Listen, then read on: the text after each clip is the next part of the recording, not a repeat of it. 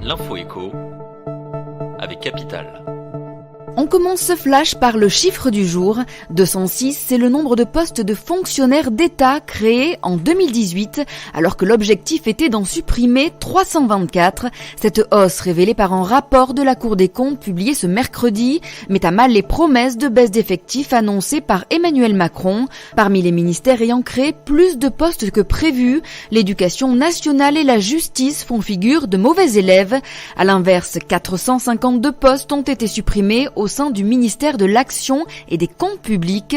Dans la fonction publique d'État, l'objectif de 50 000 suppressions de postes d'ici à 2022 semble lui clairement de plus en plus inatteignable. On passe à l'info pratique Capital. Vous avez sûrement déjà été confronté à cette situation au moment de réserver un billet d'avion. Son prix augmente en l'espace de quelques minutes.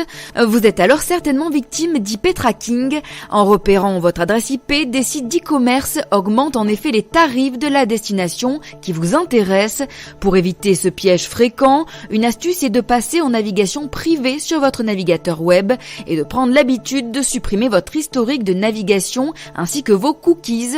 Plus complexe mais tout aussi efficace, utilisez un VPN ou un proxy pour surfer incognito sur les sites des compagnies aériennes.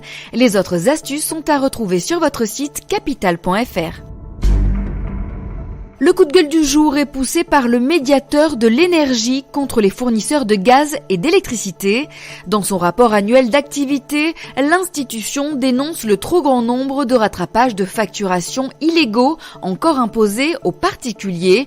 Depuis 2015 et la loi relative à la transition énergétique, les opérateurs ne peuvent légalement plus facturer des rattrapages de consommation au-delà d'un délai de 14 mois. Force est de constater que l'application de cette loi demeure encore aléatoire. La preuve, 10% des litiges traités par le médiateur en 2018 concernent le non-respect de cette interdiction.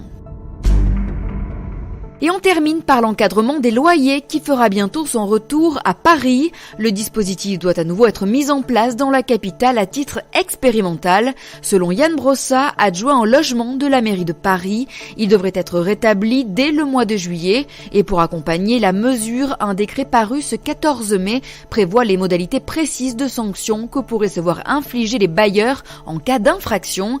Sachez que les propriétaires qui ne s'y conformeraient pas seront passibles d'une amende allant jusqu'à 5 000 € pour une personne physique et jusqu'à 15 000 € pour une personne morale. Des amendes qui n'empêchent en aucun cas les locataires lésés d'intenter en parallèle une action en diminution de loyer. C'était l'info écho avec Capital.